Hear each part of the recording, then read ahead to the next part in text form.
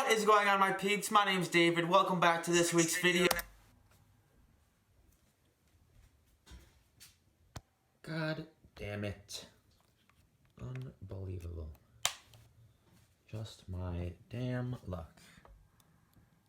Video now, if you guys remember a few weeks ago when I made you this promise. So it's gonna be between 2 to 4 plus videos per week. Yeah.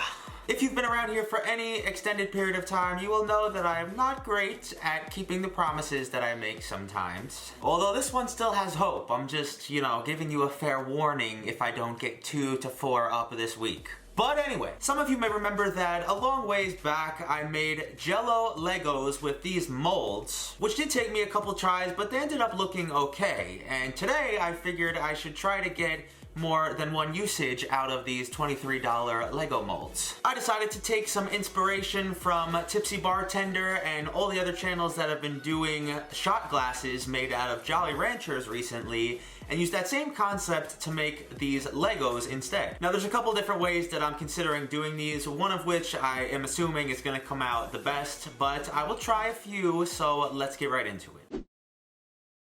Now, if you are a viewer out there that is more intelligent than the YouTube algorithm, meaning that you have at least one brain cell and you make any amount of sense at all, you would be able to assume that we need a whole lot of Jolly Ranchers for this project. If this video gets taken down by YouTube, you all know why. But what I decided to do was to dump out the entire bag and to separate each of the 5 colors into their corresponding bowls, while also unwrapping each individual candy piece, and this step is just about as fun as this time-lapse looks. But once you complete that, we can move on to the first method that I will be attempting, and that is the double boiler method. I've seen people melt down different types of hard candy like this before, which is why I think that this might work. So I started with a few of the cherry flavored because I tended to have the most of those, and gave it a while to melt down in the bowl. And if you guessed that this was going to be a thick, sticky mess, then you were absolutely correct. Every single utensil I tried to use to stir this just did not work and got stuck everywhere. The candy never really melts down completely to a liquid form, it just stays really thick, and the second you take it off the heat, it thickens up even more. So I tried my best to put the mixture in one of the little molds and let it cool down, which, as you can imagine, was also a task and a half. But I guess when I took it out of the fridge, it kind of worked a little bit, but I think we can do a lot better.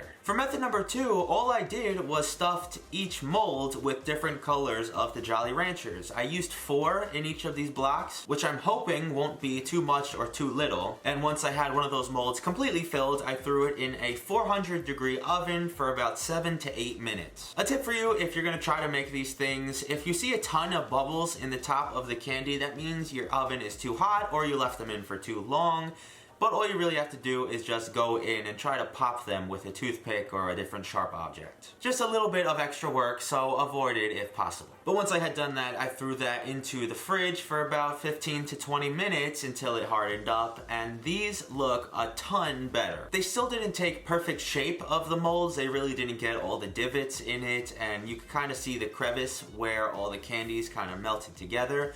So I made one more batch like that, and they came out just about the same. The last thing I want to try with these, though, is to do the same method, but halfway through the baking process, put another different mold on top, so that way the divots from the top mold will hopefully melt down into the candies so you can stack them together. I did a few batches with that method and they came out even better than the last one, so I tried to build some stuff with them. I tried to make a nice little candy staircase, and I guess that came out pretty cool. I tried to make a YouTube logo, which came out pretty crappy, if you ask me honestly. And lastly, I tried to build a wall with an accurate representation of the theoretical integrity of Donald Trump's. One last piece of advice, I do not recommend being overly aggressive with these or dropping them from any sort of height, because they're kind of fragile and will chip a lot, being that they're hardened candies. They're actually almost on par with being just as fragile as a drama channel's YouTube career. But I hope you enjoyed this week's DIY. If you did, let me know by hitting the like button on this video and comment if you saw any other DIYs that you'd like to see me try. Don't forget to follow me on Instagram and Twitter if you have not already. And guys, please listen up for a second. This is very serious. There is a proven YouTube subscribe button glitch where if you are already subscribed to me, it may appear that you're not with the subscribe button under the video. So whether you think you are subscribed already and it looks like you're not, or you aren't and you want to, click on my channel first and click that button on there. It would honestly save me a big headache, so please do so. Other than that, I hope you have an awesome rest of your week, and I'll see you right